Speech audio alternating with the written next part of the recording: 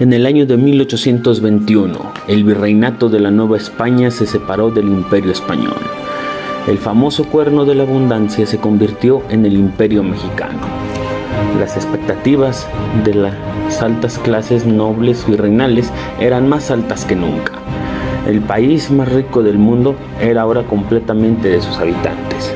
Aunado a eso, el libertador de ese estado, luego regente y más tarde único emperador del país, Agustín de Iturbide, tenía metas y sueños muy claros. Pero al final, la realidad fue mayor que la perspectiva, y este imperio se disolvió 2 años después, en 1823. El emperador, exiliado en Europa y posteriormente fusilado por los hombres a los que había dado patria. Hoy en día es tan odiado por el gobierno que se le ha llegado a omitir de la historia oficial, condenado su reinado y se le ha censurado del himno nacional, así también como haberse quitado su nombre de letras doradas de la Cámara del Senado en el siglo XX. Su caída a manos del general Antonio López de Santana generó un vacío de poder legítimo que llevó a todo México a una guerra civil de 25 años, en la cual se le concedió su independencia a Centroamérica. Hubo un intento de reconquista de México por parte de España, un intento de colonización por parte de Francia, la independencia de varios estados que en su mayoría fueron reintegrados varias veces, y finalmente todo este primer caos acabaría con la primera guerra entre México y Estados Unidos, en la cual los estadounidenses derrotaron a todas las facciones mexicanas, permitiendo solamente la existencia de los liberales y los conservadores. Tras la firma del tratado, Guadalupe Hidalgo, México perdió la mitad de todo lo que le quedaba de país. Tras la guerra, México quedaría reducido a un paria político, situación que llevó a 3 revoluciones, otras guerras civiles, varias guerras contra Estados Unidos y el intento de Francia de poner una monarquía vasalla a sus intereses, siendo este otro emperador, Maximiliano de Habsburgo, que es el caso más cercano a la restauración del Imperio Mexicano. Maximiliano, a la falta de hijos propios, adoptó a los nietos de Iturbide, pero al igual que Iturbide, no tuvo tiempo de mostrar sus buenas intenciones y fue fusilado. Todos estos problemas se terminaron resolviendo parcialmente hasta la llegada de Porfirio Díaz en 1876, 50 años después de la independencia. La abundancia y prosperidad de la era novohispana quedó reducido a un recuerdo olvidado o a una anécdota. Varias enfermedades como el dengue se volvieron endémicas. Iniciativas de leyes progresistas fueron retrasadas varias décadas. La pobreza extrema llevó a los exmiembros del ejército trigarante, que se habían vuelto al ejército imperial mexicano, a convertirse en bandidos de profesión, heredando el negocio a sus descendientes hasta la 4ª y 5ª generación. Represalias y castigos políticos que dañaron a estados que aún sufren las consecuencias hasta la actualidad. Fue tanta la mortandad durante ese periodo, esa mitad de siglo, que la población se mantuvo en 9 millones de habitantes, mientras que Estados Unidos, a inicios de 1821, que tenía casi la misma población que México, para la llegada de Porfirio Díaz rozaba entre los 50 millones de habitantes. Pero, ¿qué habría pasado si el Imperio Mexicano hubiera sobrevivido?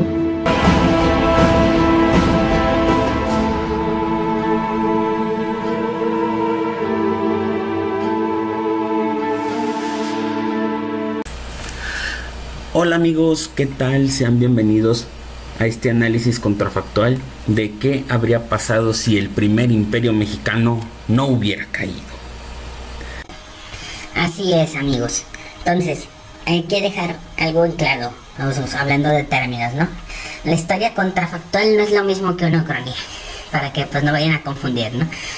El método contrafactual es prácticamente proponer escenarios alternativos imaginarios a los verídicos basados en un estudio académico para llegar a una hipótesis, a diferencia de lo que es la ucronía, que es pues crear un escenario alternativo utilizando pues prácticamente tu imaginación, poco contexto del entorno, y es más para crear una historia ficticia.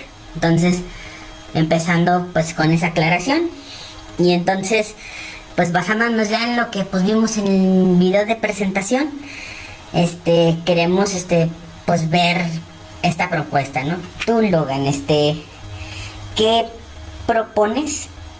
¿Cómo habría sido México realmente si no hubiera caído, ¿no? Si no hubiera caído el primer imperio mexicano.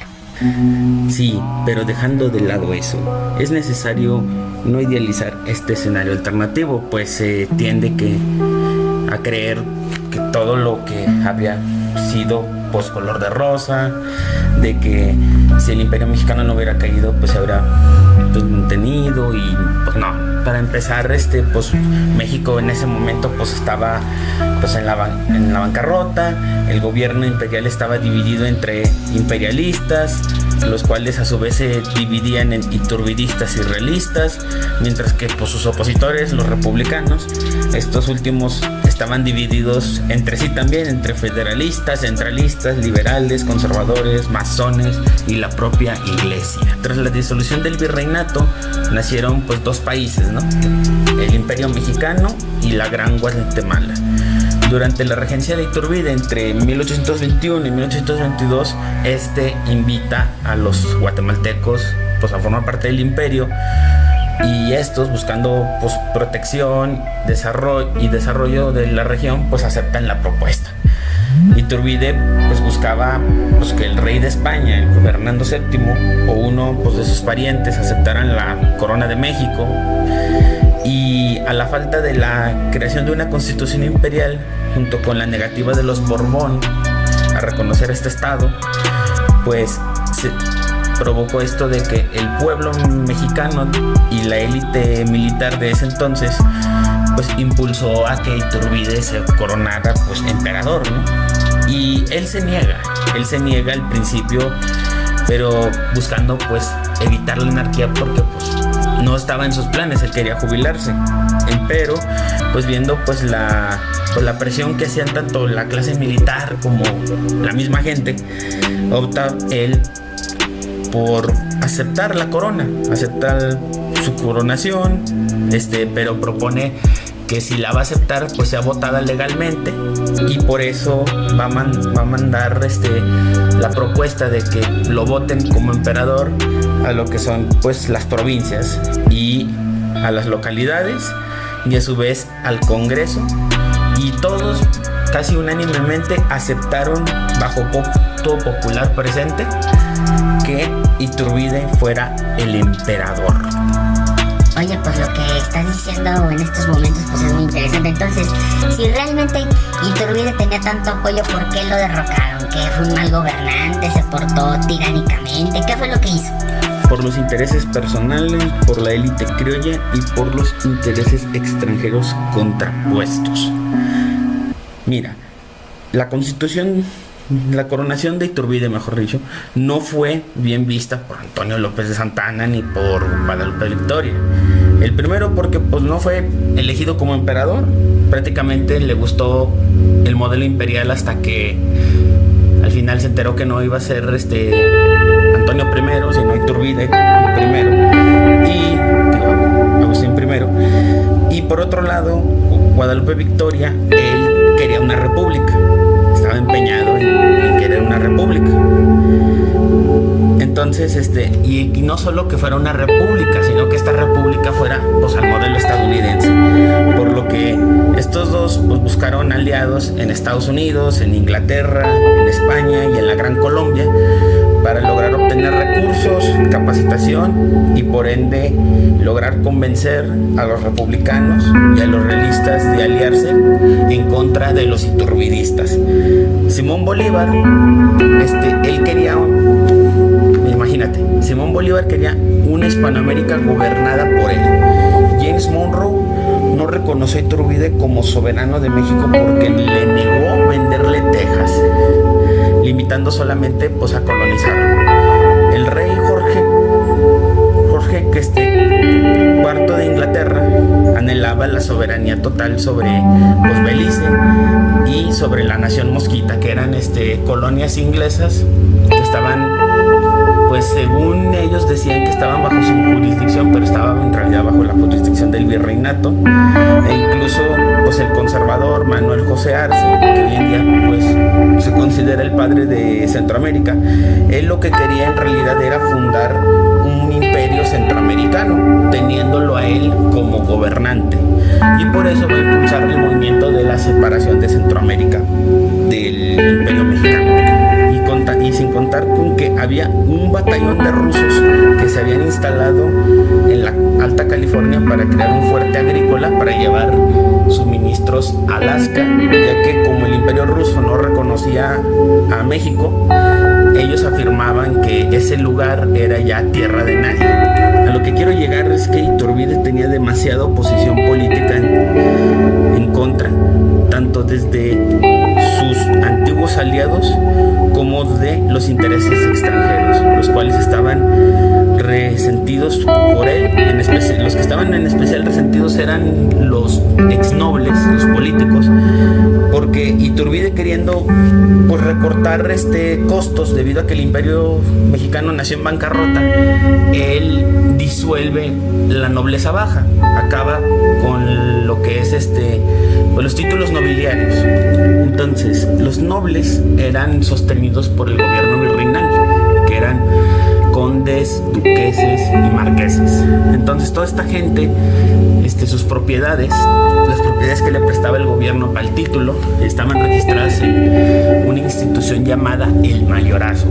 Entonces, Iturbide decide pues disolver el sistema pues de la clase baja, y a través del mayorazgo empieza a quitarle las propiedades pues a los nobles, ¿no? Disuelve a los nobles, les quita las propiedades que el gobierno les había prestado, porque sí hay que entenderlo, los títulos nobiliarios era un decreto validado desde España, y tú como noble tenías la responsabilidad de hacer crecer pues, y hacer producir pues esas propiedades. En caso de que no lo lograras o estuvieras involucrado en casos de corrupción, te quitaban el título nobiliario. Era muy común que las familias ganaran, y a vuelta de 1 o 2 generaciones perdían el título nobiliario. Pero en este caso Iturbide acaba con toda la nobleza baja, y nada más la familia imperial es la única nobleza que puede pues tener financiamiento del gobierno, ¿no? Y luego, en su lugar, como ya no hay nobleza baja, Iturbide propone que se elijan gobernadores, alcaldes y diputados locales. O sea que más o menos también compartía esta idea, ¿no? de la república, pero él creía que se tenía que hacer primero una transición. Sentía que el imperio tenía que sí llevar toques republicanos, pero no sentía que se podía trasladar directamente de una monarquía a una república. ¿Por qué? Porque México, desde la Nueva España y desde el periodo prehispánico, siempre vivió a base de monarquía. Pero pues esto pues iba en contra de los intereses de Santa Anna y de los extranjeros y de las mismas élites. Entonces empezaron a buscar financiamiento desde el extranjero. ¿Por qué? Porque a pesar de que estaban enojados con el Iturbide, pues no podían ponérsele al tiro de tú a tú, porque resultaba que si te metías con Iturbide, pues te metías con el ejército imperial, o sea, el ejército trigarante, y aparte, pues con el pueblo. Tenía casi todo el apoyo del pueblo y casi todo el apoyo de los militares. Sí, pero al final el que derroca a Iturbide no fue Santa Anna en la práctica, sino fue su casi yerno, el general Echeverri. Entonces lo traicionó su casi yerno, el prometido de su hija, no más. Así es, verás, Santa Anna, uno de los resentidos, aprovecha que Iturbide encierra al Supremo Congreso Constituyente, los encierra a todos y llama a una junta directiva para que esta junta directiva elabore la constitución que el Supremo Congreso no quiso hacer, sino que se pusieron a conspirar contra Iturbide, y Iturbide los capturó y los atrapó. Entonces decide Iturbide fundar su propia junta directiva con representantes representantes de cada provincia para entre todos crear una constitución acorde a las necesidades de esas provincias. Y Santana dice, de aquí soy. Entonces, él anteriormente había intentado pues crear una revolución, el plan de Veracruz de 1822, y fracasó. Iturbide decidió perdonarlo para pues evitar una guerra, pero luego Santana vuelve a promulgar otro plan, el plan de Casamata, en 1823, con apoyo de la Gran Colombia, con un espía de la Gran Colombia que tenía la misión de matar a Iturbide, pero Guadalupe Victoria dijo, no, si matan a este vato se va a armar más la guerra, necesitamos derrocarlo, matarlo no nos va a servir. Entonces cuando Santana promulga su plan, la revolución de Santana es respondida desde Centroamérica por los separatistas, ¿no? Los separatistas centroamericanos. Y Iturbide despacha a dos generales a pacificar esta rebelión, al general Vicente Filísola y al general José Antonio Echeverri. Entonces Filísola cumple su tarea y aplasta a los republicanos en Centroamérica, pero Echeverri, en el fondo, él era un realista pro español, que no estaba de acuerdo con la independencia, sentía que la independencia era un error, y decide unirse a Santana para derrocar a Iturbide, para luego después él unirse junto con los mexicanos que estaban en contra de la independencia, unirse a las tropas españolas para después como reconquistar México y fundar de nuevo el virreinato de la Nueva España. Entonces, en ese aspecto, cuando Echeverri empieza a hacer su movimiento, se une al espía de la Gran Colombia, se une a Vicente Guerrero y se une a Santana, y él los va guiando desde Veracruz hasta la Ciudad de México, en camino por la ruta de Cortés. Y Iturbide pues ve que el ejército imperial lo apoya a él y eso va a provocar una guerra civil. Iturbide quiere evitar la guerra civil porque pues imagínate, tienen desde 1810 hasta 1815 los insurgentes destruyeron casi todo el país y aparte provocaron pues 1 millón de muertos. Entonces quiere evitar eso, quiere evitar que el país que ya está en bancarrota se hunda más, y es ahí cuando opta mejor por abdicar. Y como él no sabía nada de política y los republicanos la mayoría son ilustrados, siente Iturbide que es mejor que ellos tomen el mando, lo cual después, como vimos en el intro de este video, pues va a ser un terrible error. Hablando de eso, se me hace muy chistoso, verás, el pobre Iturbide, o sea, queriendo evitar una guerra civil, provocó realmente la guerra civil. O sea, si hubiera aplastado realmente a los republicanos, pues nos habríamos ahorrado la guerra civil de los 25 años y México pues tal vez habría podido pues luchar más unidamente, ¿no? Contra las amenazas extranjeras de estos intereses extranjeros prácticamente.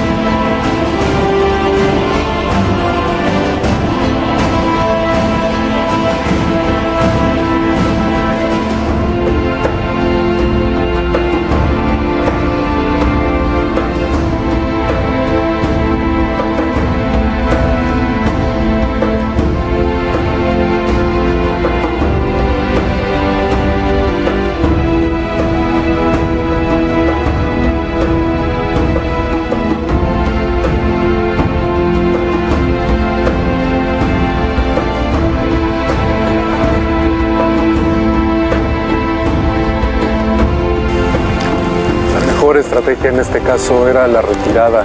Nuestras tropas se habrían hundido en este mar de rebeldes e indios. Amigo mío, la superioridad numérica no importa. Es orden de sus tropas les lleva a ahogarse ellos solos. Su causa no es errónea, pero su método es destructivo para ellos mismos. Siento pena por ellos al ver cómo sus cuerpos caen por montones. ¿Has pensado lo fácil que sería lograr la independencia si los criollos realistas peleáramos por la causa insurgente?